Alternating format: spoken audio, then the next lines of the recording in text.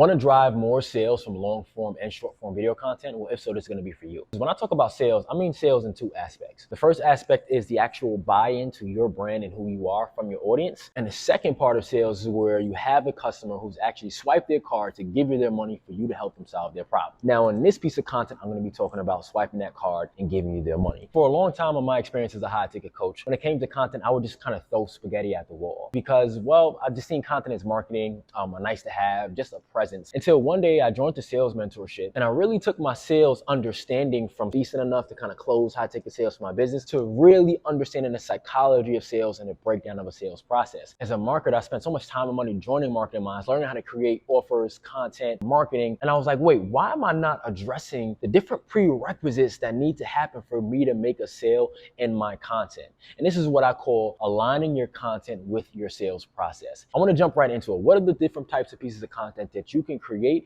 to drive more sales? Now, the first type is what we call problem awareness. Problem awareness is essentially where your audience or your prospect is at in their understanding of the problem that they have. And the reason why this is important is because if they don't really understand the magnitude of the problem that they have, sometimes they might just brush it off, or they might think, hey, I can wait a little bit longer, I can do this at another time, or they may not see the value in your solution. I remember one time at my grandmother's house, she kept seeing bees in the window, just dying in the window. And at first it was just, oh, okay, I mean, bees are just getting in the house through the window sill, no biggie. She's not scared of bees or allergic to bees. And then one day we're in the house and we noticed there were 5, 6, 7 bees just all flying around in the living room. And we was like, wait, what's going on here? Come to find out, there was a bird's nest right under our gutter that left an open hole where there now was a beehive inside of the wall of my grandmother's house. Now, at first it was just like, oh, there's a couple of bees. Then it was like, oh my God, we have children in the house. There's a literal full beehive. The level of urgency for her to solve the problem went from here all the way through here just because she understood how big the problem actually was. And so the job of your content should be to drive and open up that problem awareness with your audience and your prospects. Our next type of content is solution awareness content.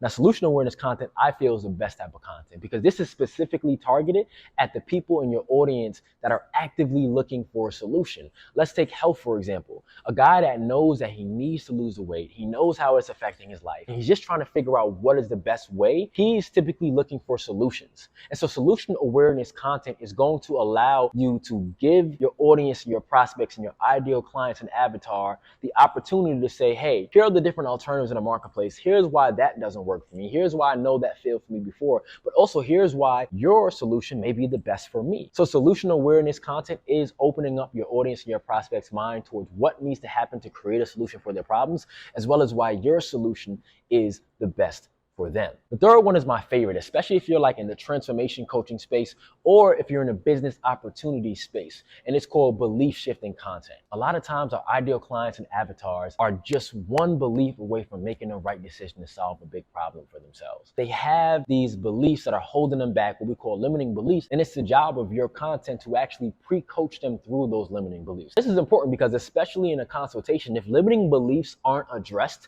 before you present your product or the sale, you're 100% gonna get fear-based objections because your prospects still have these limiting beliefs that are holding them back, even though they may see you as the best solution. Now, the next one is gonna be urgency-driving content. One of the things that's very, very important inside of every sales process, or specifically a sales call for a high-ticket product, is really allowing your prospect on the other side of the call to explore what is the cost of not doing anything or the cost of continuing to do things the way that they're currently doing. Now, typically, sometimes in a call, depending on how good you are in your sales or how good your closers are, with the right tonality, you can really address this. But sometimes your prospect just isn't fully aware at that moment of the cost of doing nothing, the cost of not solving their problem, and how it's going to continue to affect their life. The best way to be able to fully address that in a call is to do it in what? Your content. So they're already cognizant of these things even before they have the opportunity to be presented your coaching program, your course, or the sale. And the last content type that is extremely important for every high ticket coach to put out is objection handling content. Listen, we've all heard the objections. I got to speak to the wife. I got to speak to the husband. I need to think on it. I need to pray on it. It's just too much money. It's a bit out of my budget. These are all objections that come from a misarticulation of value between you and your prospect, or a limiting belief, logistical, or fear-based problem with your prospects. And so what you want to do is really go through a lot of your sales dialogue, see what common objections that you're getting, and figure out creative ways to handle those objections in your content.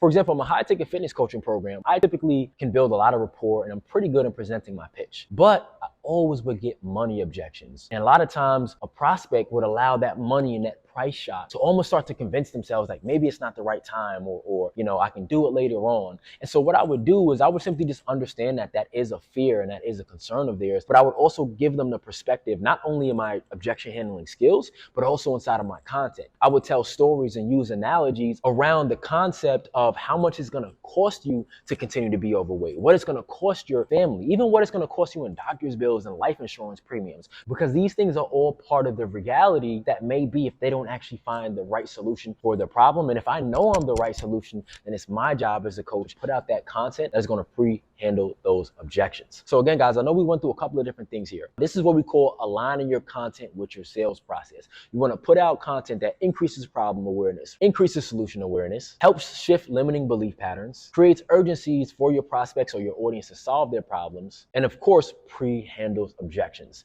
So if you found this video helpful, feel free to subscribe, drop a comment. My name is Elijah. Most people call me Coach Tice. I'm the founder of Content to Sales, where we help you drive more sales from your video content while also becoming the thought leader in your space and building your brand. Appreciate you, fam.